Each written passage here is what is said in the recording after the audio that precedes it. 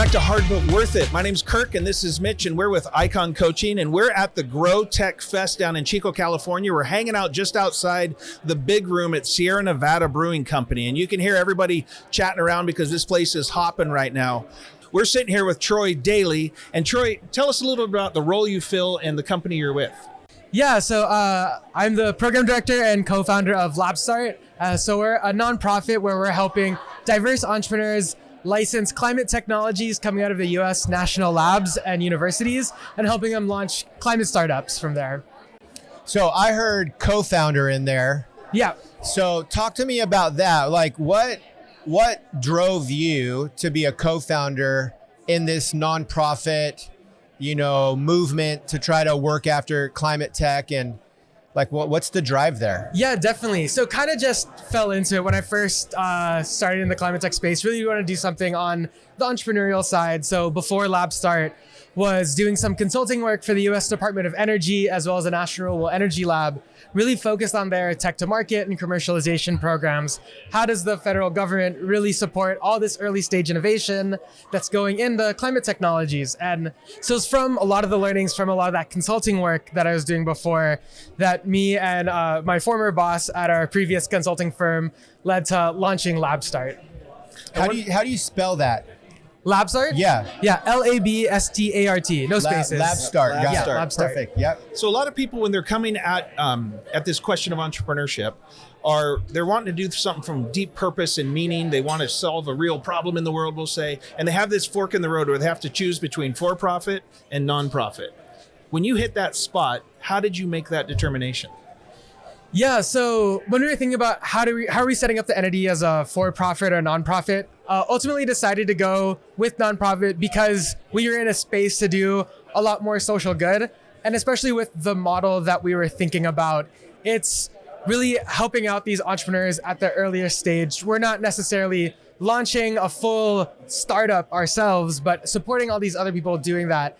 And we really wanted to be able to access a lot of that transformative government capital in climate tech that's happening, as well as philanthropic dollars that we can be pulling in and then using that to spur innovation in other entrepreneurs that we're looking to get. So it was really a path that helped us fundraise from those different aspects. I love that answer because a lot of times that is the question. It's an access to capital question at times. And as a nonprofit, you're able to access a whole different stream of capital, right? Yeah. And as a for-profit, there's other capital available and you got to figure out what makes sense.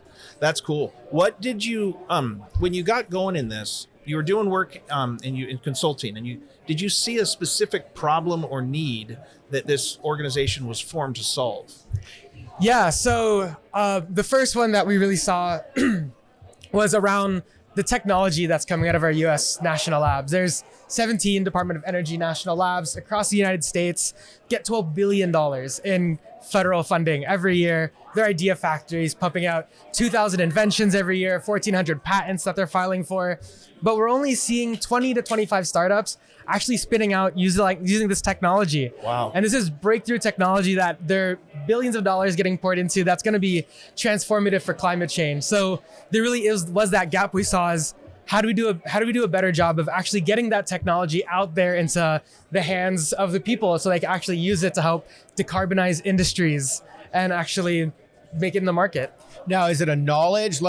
Is it because they don't know about it, so you're bringing awareness to it? Or is it because the point of entry is too hard? The barrier to entry into that space is so hard that they just avoid it and go other ways. Like, what was the challenge that you were meeting as far as starting the nonprofit to give access to that? Yeah, I definitely think it was both of those things that you said. I think it's a lot of people don't really know about, one, don't know about the national labs, and two, don't know that it's a viable pathway to license technology from national labs. Especially in climate, there's a large growing appetite for entrepreneurship in the space, but a lot of people they're not the PhDs doing the research, and a lot of the PhDs doing the research don't have that appetite to actually go out and launch a venture. So we're kind of marrying the two ideas there. We're actually helping entrepreneurs actually go out and license. So it's been a lot of learning, speaking with different national labs and universities, tech transfer offices to see how do we actually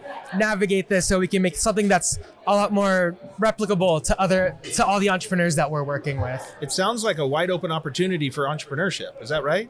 Yeah, definitely. It does, since this is deep tech. It's a lot of, some of these things are 10-year time horizons from a license to actually getting it in consumers' hands. Right. And so it's not really for the faint of heart, but there's a lot of people who are actively trying to do that. We have people listening to this podcast who are pre-entrepreneurs, or they've actually done something. They're looking for the next thing, and they're looking for opportunity.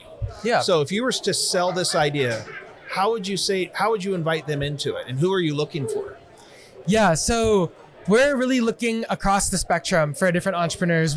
We don't really have any hard and fast rules we're looking for. Our program's specifically designed for first-time entrepreneurs or first-time entrepreneurs in climate. And one of the biggest things that we've learned is that, especially with launching a company, it's really a luxury to have that financial independence to actually take a year off from a full-time job and actually spend the time needed to incubate and launch a startup and actually get those ideas together. So one of the things that we're providing in our program is a year-long stipend for our entrepreneurs to actually quit their job and focus on this full time, and providing the curriculum, the access to capital, the access to networks, and access to the scalable technology that's necessary to launch the next unicorn climate company that we're going to need. Well, that sounds enticing. And so are you looking for them, or are they finding you? Like, it's probably a little bit of both, but like, how do they find you and know about you? Yeah, so we've been in quasi stealth mode for the last few years. We had a initial pilot in 2020 when this started as a side project, and had one successful entrepreneur through that. And then currently having another pilot to just get some more learnings as we are fundraising for this full cohort. We're looking to launch our full cohort in the applications coming out in November of this year, with launching the cohort in March of next year. So we're just starting out now, doing a campaign of growing out to different communities, like here at GrowTech Fest, where we can reach entrepreneurs from different walks of life, putting things out on social media through our other network partners that we're working with. So that's awesome. So if somebody wants to apply for that cohort, how do they do it? Yeah, so putting out the formal application this November through our website. And what's that? Labstart.xyz. Okay, cool. So so in November, if this idea is resonating with them, this November, they can go to labstart.xyz. They'll be able to apply. And what do they need to have prepared to go through that application process?